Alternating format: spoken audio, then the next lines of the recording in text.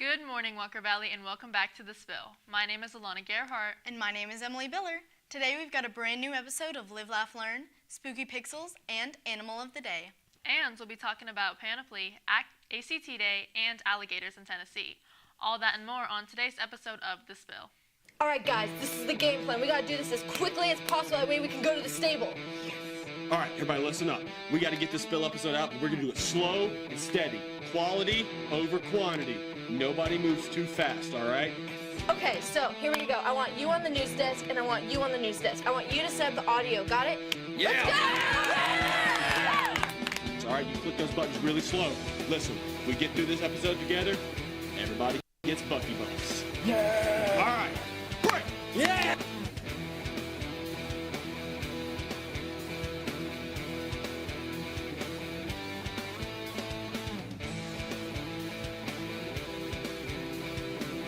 And we're live in 3, 2, 1. action.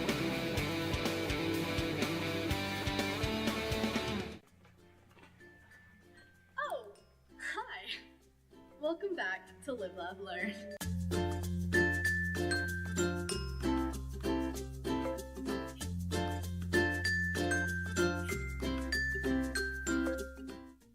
So first thing you need to do, notice that you're on fire.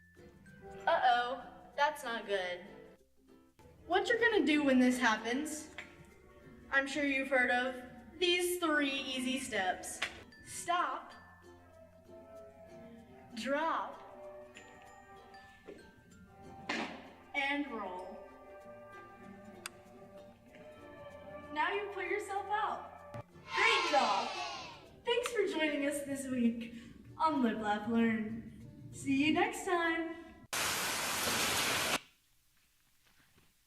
A fisherman in Gatlinburg, Tennessee, was caught by surprise when he reeled in an alligator.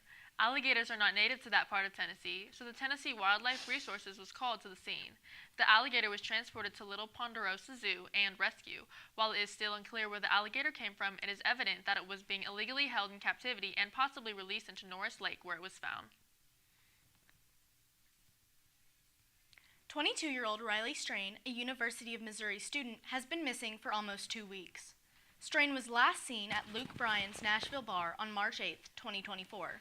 Security camera footage shows him walking closer to the Cumberland River rather than his hotel in the opposite direction, in which he told his friends he was going to after leaving the bar. New clues have been found. His credit card was found on the banks of the Cumberland River, which is also where his cell phone was last pinged, leading authorities to search for his body in the river, including by the Cheatham and Lock Dam near Ashland City for any trace of Riley. A body was found floating in the river, but was not identified as him. No major clues have been found to give us any indication as to why Riley disappeared, so the search continues. With the rapid rise of AI and deepfakes, the music industry has been threatened. Because of this, states have taken action in an effort to protect the likeness of musicians. Tennessee has become the first state to do such. Yesterday, March 21st, Governor Lee signed legislation in order to protect its artists from AI. This bill, called the Elvis Act, will begin to take effect on July 1st, 2024. This will prohibit the use of AI to mimic an artist's voice without permission. Known as the state of Tennessee, Tennessee hopes to lead other states into following their example. Hello everyone, welcome back to Spooky Pixels. I'm your host Matthew Norris, And I'm your co-host Aiden Phelps. and today we're going to talk about the game that can not only give you chills, but also make you fear the ocean. That game is called Subnautica, the action-adventure horror game that was developed and published by Unknown Worlds Entertainment, or UWE for short. And they released this game in early access on Steam back in December 16, 2014, and then later released the full game on January 23rd, 2018 to consoles like Xbox, PlayStation, and etc. The director, Charlie Cleveland, said he was very much inspired by the other hit game, Minecraft, and we already know how amazing that game was, and he wanted to make his own game with the help of his team. That was kind of related to Minecraft, but it was a little different. That's right. The game was already getting great reviews even in its early stages of development. But what are some of the things that people liked about the game? Well, the game follows a man named Riley Robinson who crash-landed on this planet called 4546b, with their spacecraft called the Aurora. You survive by taking an escape pod, but you're just completely stranded. Luckily, all your equipment wasn't entirely destroyed, and you're able to use the material found on the planet to make your own tools, like scanner, laser cutter, flashlight, and much more. The main objective is to leave the planet, but there's this virus in your body that has not only affected you, but it's infected the entire planet.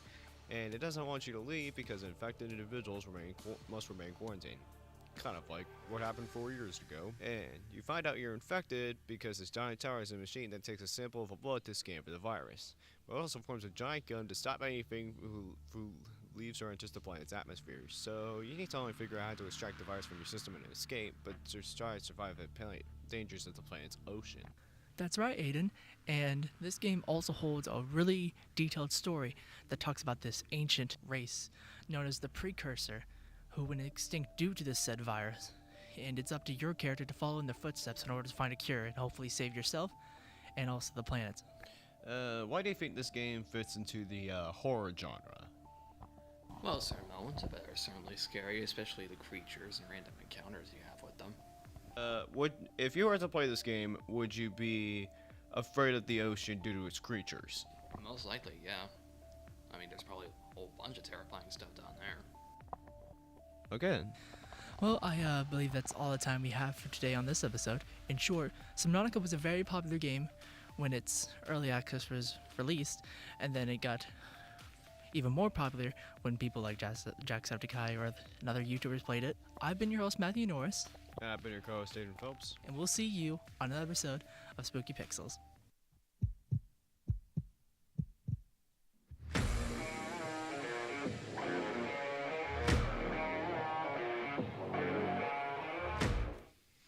March Madness started yesterday, March 21st. Make sure to keep up with your brackets if you made one. It's expected to be one of the most viewed events in the world this month.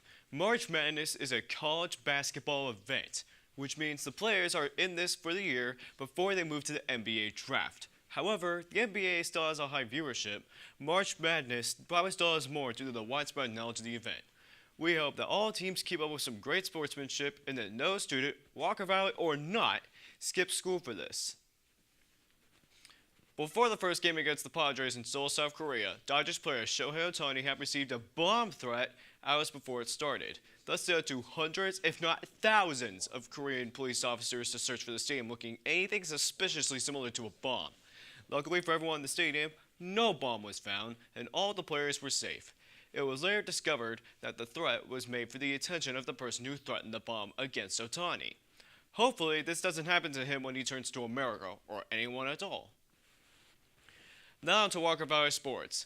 Wednesday, the softball team played East Hamilton, winning 5-4. On Thursday, the baseball team made McAllen, with them losing, with the score being 2-3. The soccer team played against Signal Mountain, with the score being 2-0. The baseball team has a game today against Saudi Daisy at 4. Soccer will be playing versus Chattanooga Prep at Cleveland High School at 4. On Saturday, the lacrosse team will be playing CAK at Knox West at 12:30. That's all for sports today, Walker Valley. Now, let's go back to the studio. Tuesday, March 26th, is ACT Day for juniors. Sophomores will be taking the practice ACT, seniors will be off campus, either doing community service or touring a college, and last but not least, freshmen will take a field trip to the Pie Center for Piepalooza, and will return to campus later. Sophomores and juniors attending school on Tuesday can check out early with a form signed by a parent or guardian when testing has been completed. It will later be announced what students will do if they choose to stay on campus until normal dismissal time. Good luck, juniors! Panoply is coming up. The celebration of the Humanities Academy is right around the corner. There will be live music, food, and activities such as face painting, a car show, and much more, taking place around the auditorium all day Thursday, March 28th. Any student interested in performing at Panoply can scan the many QR codes found around the school or contact Miss Wilfer or Miss D for more information. This Wednesday, March 27th, Mix 104, the 24/7 Movement, and ATS The Bridge are sponsoring an event called Safe Tonight, Memories for a Lifetime. This event is a lead-up to upcoming proms and graduation. Safe Tonight, Memories for a Lifetime will be happening from 7 a.m. to 9 a.m. and 3 p.m. to 5 p.m. Don't forget to try and win you some big prizes.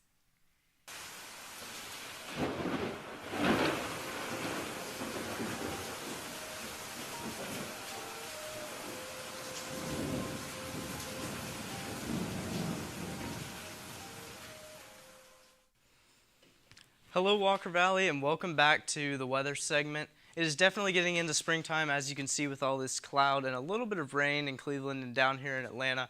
Thankfully, temperatures are on the rise. Nashville, we have a high of 75 today. Atlanta is still struggling down there, but hopefully their temperatures will be on the rise shortly.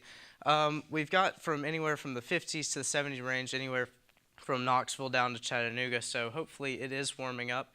Cleveland, we've got some light showers today, but if we move on to the weather radar, we see that most of that should be moving north, so hopefully later today it should clear up and get a little bit sunnier. Now, if we go on to the 3-day weather, we can see it should clear up later today, but then Saturday it looks like it is going to be getting down even into the 30s again, unfortunately. But Sunday, hopefully, that sun will come back out and things should start warming up again. That's all today on the weather segment, and now on to Cooking with Wade. Hey Walker Valley, I'm Tatiana. And I'm Addison, and You're watching Animal of the Day. Today what we'll be talking about is a great white shark.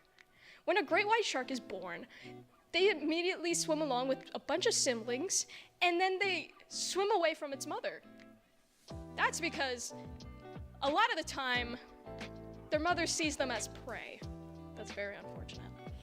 Great white sharks are some of the largest sharks in the ocean. They can grow to be about 20 feet long and weigh up to 2.5 tons, which is about the same weight of grand piano, and I'm sure you don't want one of those swimming to you in the ocean. They also have a great sense of smell and sharp serrated teeth. Unlike many cold-blooded sharks, great white sharks are actually warm-blooded, which means they can raise their internal temperature above the water temperature, which helps them with hunting and having the zoomies. So, a fun fact about great white sharks is that their scientific name means ragged-toothed. It comes from two Greek words, charokaros for ragged and odon for tooth. Because the great white shark is considered man-eaters in a lot of places by a lot of people, they're considered vulnerable to extinction in many habitats. So leave them alone, please.